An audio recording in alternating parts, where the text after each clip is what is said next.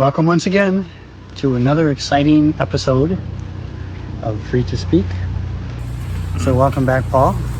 Thank you. So we had some interesting discussions last time about politics and toxic politics. A lot about the politics in the United States, but we also talked a little bit about the politics here. But yeah, so we got some comments. Yeah, we had people responding. To different perspectives. One of which was why is it Bobby always leading and taking lead? Yeah, so we want to talk about it. Do you want me to read the comment and then you can maybe we can maybe address that? So this particular person commented, instead of reading replies on the cell phone where Bobby squints, and I admit that I do that sometimes. Okay. And actually I caught it in the last video. I think it was the last one. I went and I did something like this as I looked into the camera. So yeah, I do tend to squint. So yeah, where Bobby squints and hurts his eyes, in future videos, before you do them, print out on computer comments you want to read and highlight with marker or underline what you want to read on the printout because it's bad for the eyes. He goes on to say here, also let Paul read the highlighted or underlined comments from replies. Because usually I do it, and there's maybe only been once or twice where you've actually done it.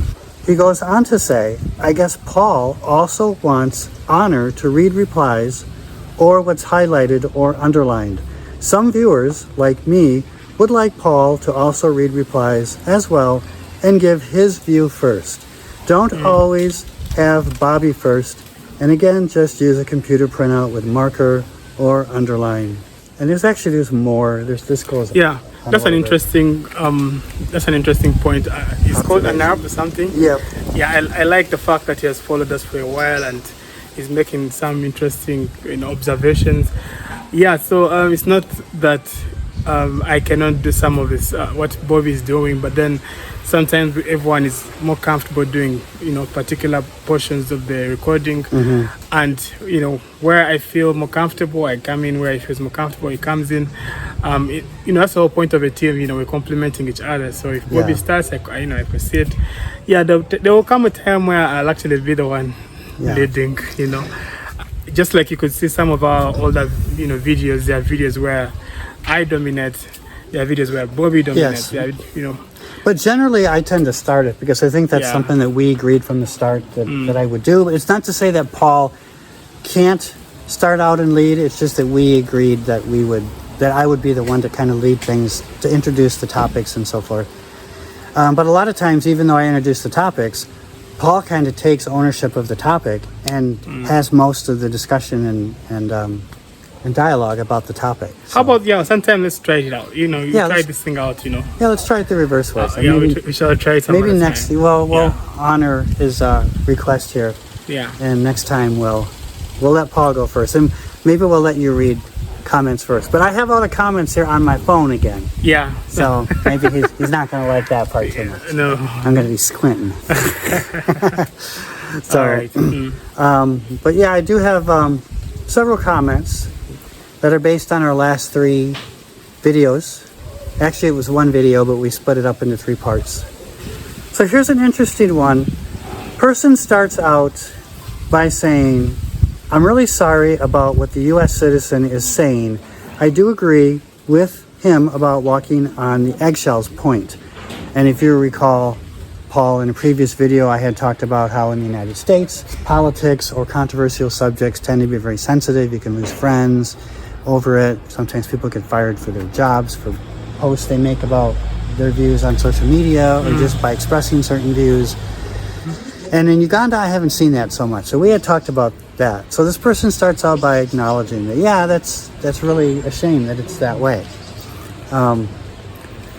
Maybe to respond a bit to that, when I hear that, I'm already reflecting on the topic we're going to have today, because we're going to talk about cancel culture at some point, in today's discussion, and that point, I think would be better handled when we actually dive into that discussion. Right. Okay.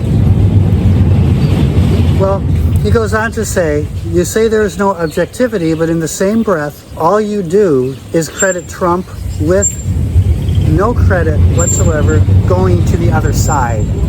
And I'm actually having a little bit of trouble understanding this comment, because he says that what we did was credit Trump for everything, but give no credit to the other side. But in reality, when I went back and listened to the video, what we're actually saying is we're just criticizing the unbalanced criticisms of non-establishment figures like Donald Trump and Robert F. Kennedy Jr. We're not giving Trump credit for anything. I don't see how we did that in any of the videos. What I'm thinking this person is just basically commenting on the, of course, when you listen to our discussion, you could easily assume there's a bias that we are pro-Trump and etc. And maybe we are. We may never really talk about that, because that's personal.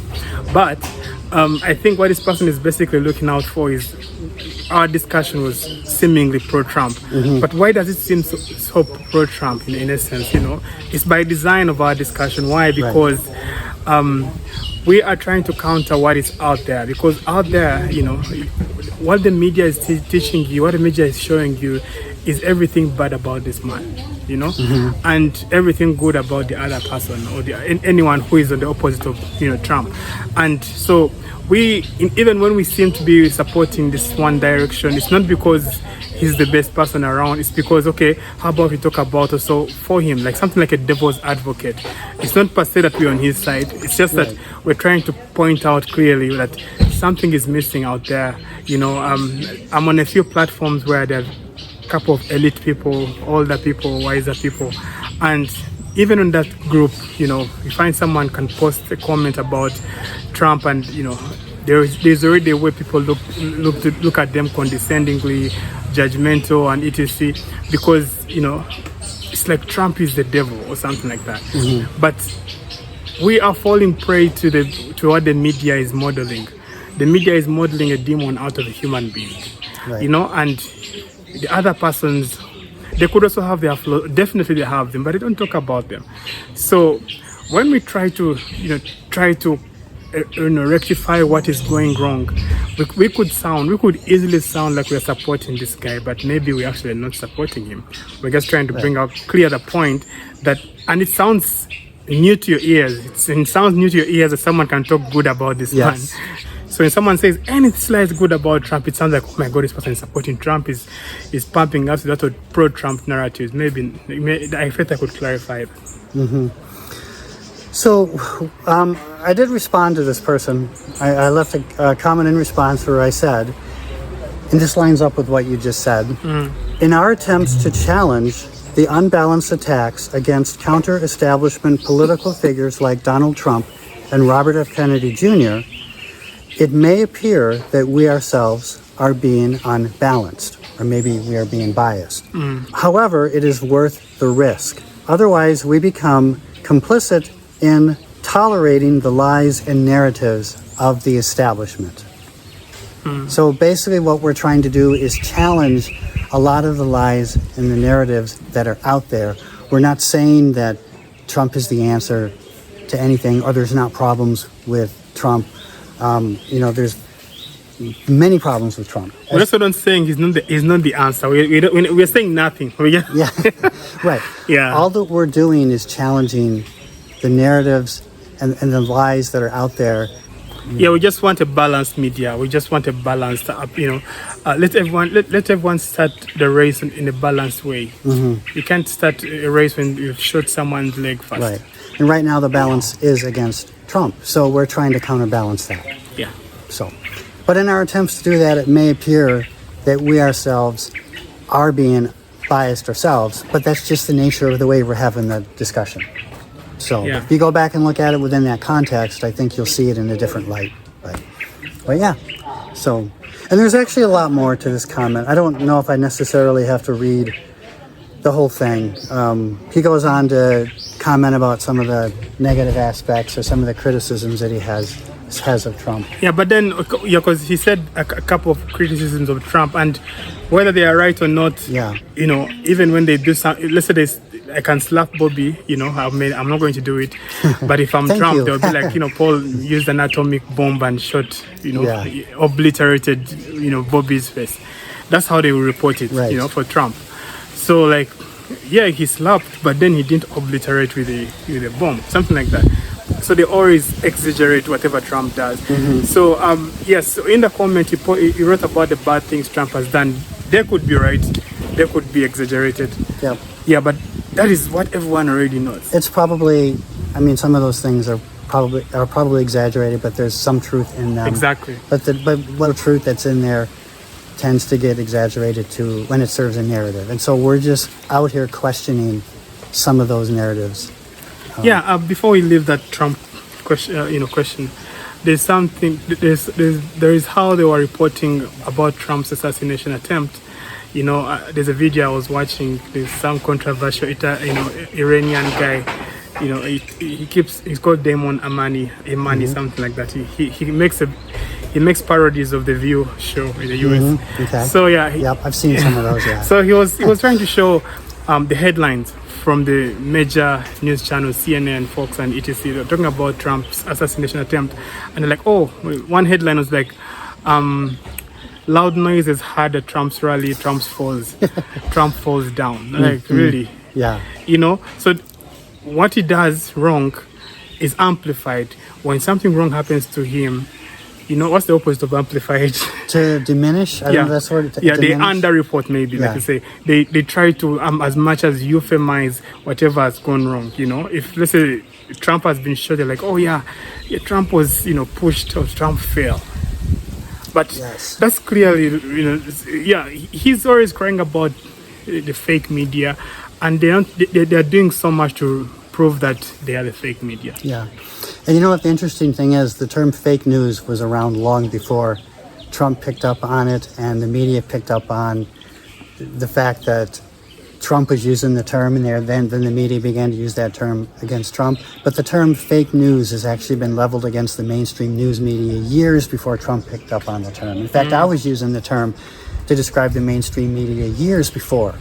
So there's been criticisms of the mainstream media and of the establishment long before Trump came along. It's just that Trump capitalized upon that, and he capitalized upon those who are critical of the mainstream. He claims to be listening to the voice of the counter-establishment. Whether or not people say he's a narcissist, he's just doing it for his own benefit.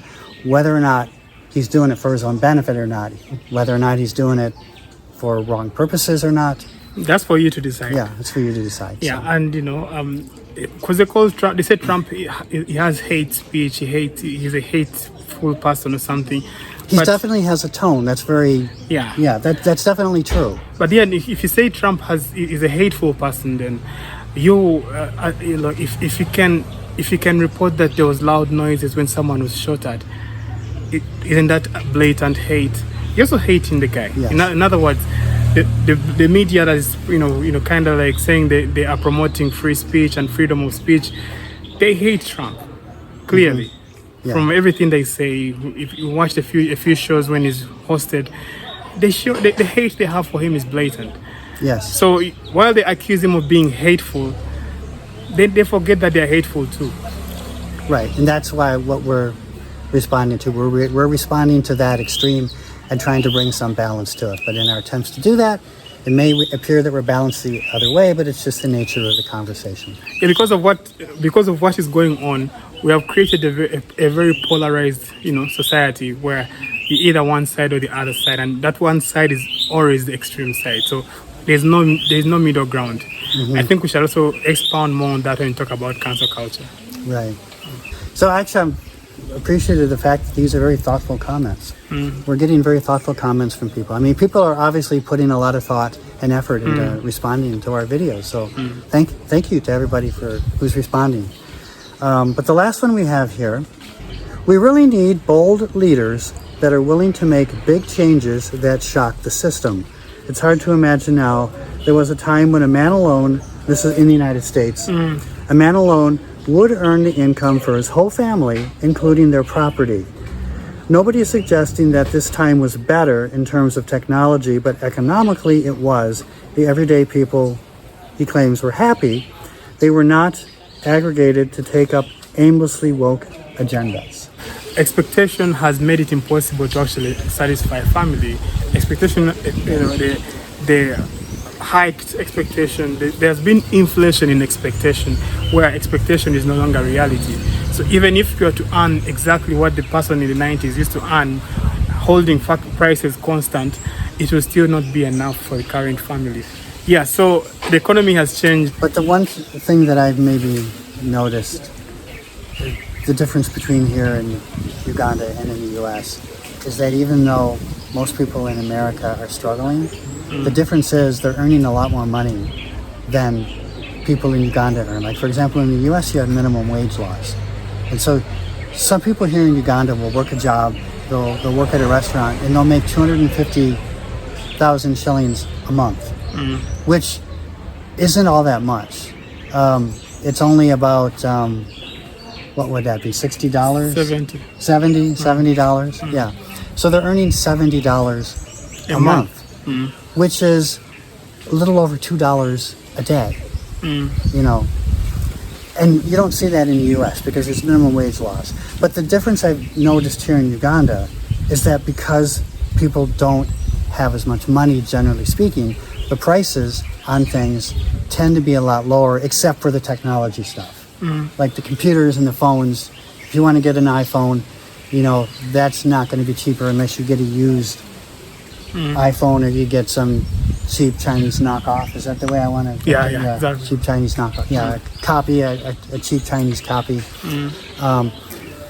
But generally speaking, everything here is about a quarter of what it is in the U.S. Like, for example, my rent is just a little under $200 a month.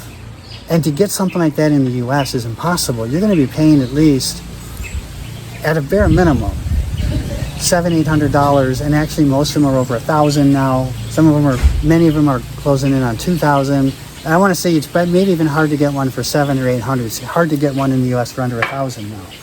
You know, and food is considerably less here. You know, I spent about a quarter of what I did in the U.S. on food, and that's, you know, for both me and my wife.